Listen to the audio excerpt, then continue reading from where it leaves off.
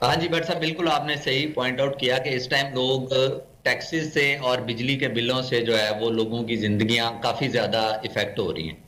अब देखें भट्ट साहब, ये जो बिजली का सेगमेंट है ना, पूरी दुनिया में ये एक फंडामेंटल राइट के तौर पे जो है इसको रिकग्नाइज किया गया है। यानी कि स्टेट की जिम्मेदारी है कि वो अपने सिटीजन्स को बिजली मुयस्सर करे, और ना सिर्फ मुयस्सर करे, वो एक इकोनॉमिक जो है वो कमोडिटी है, लीस्ट कॉस्ट इसको हम बोलते हैं कानून की जुबान में।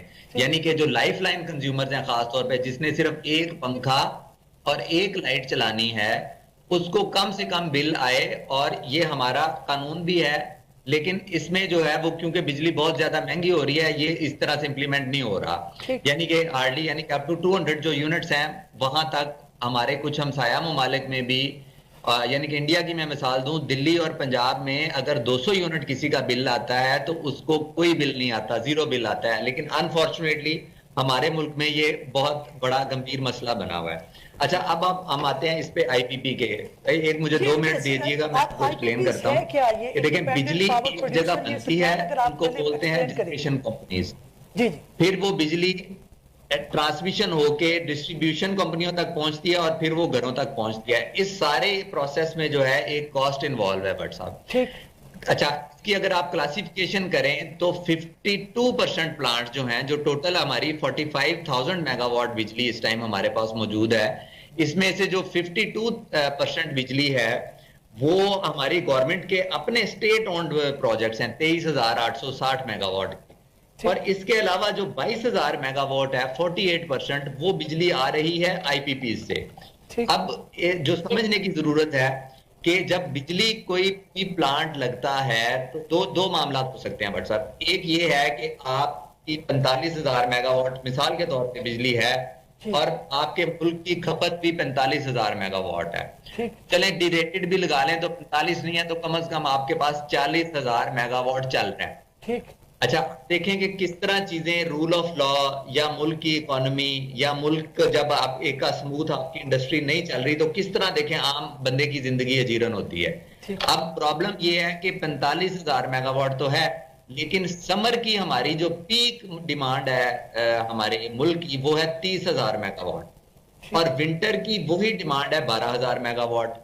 अब प्रॉब्लम ये आती है कि जब 30,000 भी, वो भी कुछ दिन के लिए है बट साहब, ऐसा नहीं है कि पूरा वो 2-4 माह के लिए, वो may be for a month जो है वो डिमांड है। तो जब वो आइडल कैपेसिटी पे जाते हैं ना, तब क्या होता है कि पावर प्लांट बिजली प्रोड्यूस नहीं भी करता तो उसको कैपेसिटी पेमेंट या एक किराया जो है वो सरकार ने पे करना ही करना है।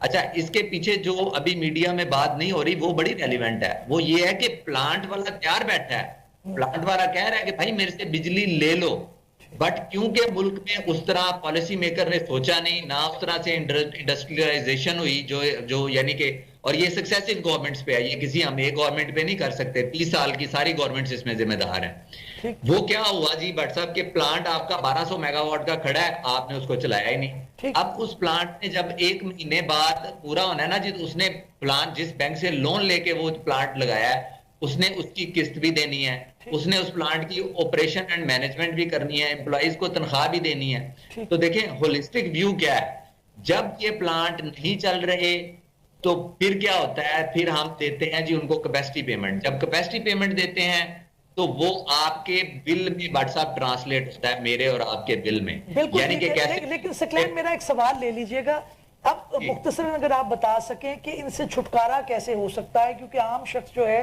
वो इसको समझने से कासिर है इन कानूनी मुश्काफियों को, लेकिन इसके साथ साथ वो ये तो चाहता है कि किसी तरह से ये मामले से जान छूट जाए।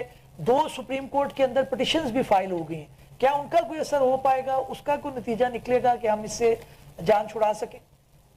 अच्छा भट्ट साहब, एक तो समझने की जरूरत है कि ये प्लांट लगे हैं 25 साल के लिए, सो जान छुड़ाने वाला तो कोई ऑप्शन ही नहीं है ना जी, और ऑप्शन भी नहीं है और ना मुल्क के लिए ये बेहतर है। प्रॉब्लम कहां पे, मैंने जिस तरह गुजारिश की कि हुई कि जो लग गए हैं उनको आपने या चलाना है या नहीं चलाना, आपने पैसे देने ही देने हैं। कब खत्म हो रही है, किस सन में जाके खत्म हो रही है?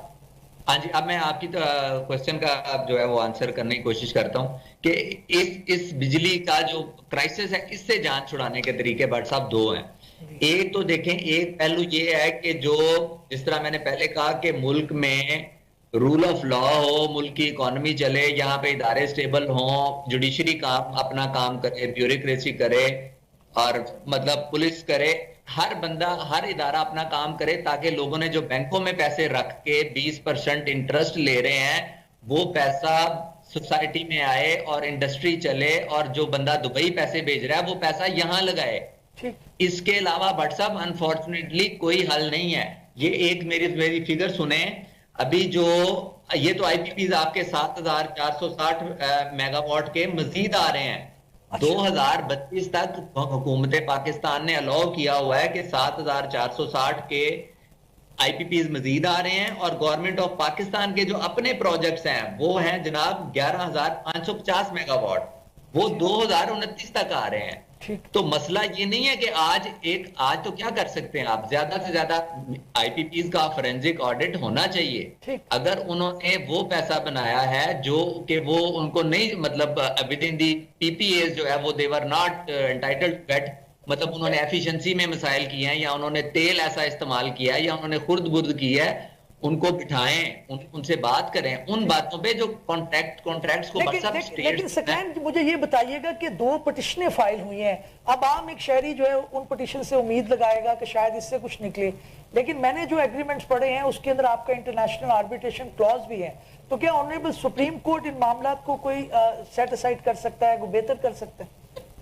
नहीं, बट सब सेटिस्फाइड तो वो नहीं करेंगे। देखें, ये वेस्टेड राइट्स क्रिएट होते हैं, और स्टेट की ये फॉरेन जो आपकी सॉवरेन गारंटीज हैं इनको बैकअप के लिए, और देखें ना, और फाउंडेशन भी किसी भी कॉन्ट्रैक्ट को नल एंड वाइड देने के लिए सुप्रीम कोर्ट के लिए वो बड़ी स्ट्रिंजेंट है कि कोई फ्रॉड किया हो, किसी ने कोई धोखा किया हो, या जो है वो अनड्यू एनरिचमेंट वहां पे कौन साबित करेगा। हाँ, ये जरूर हो सकता है कि सुप्रीम कोर्ट ये कह दे कि इन आईपीपीज के कॉन्ट्रैक्ट्स के बियॉन्ड जो इनके सारे अकाउंट्स लें, इनका फोरेंसिक ऑडिट करें।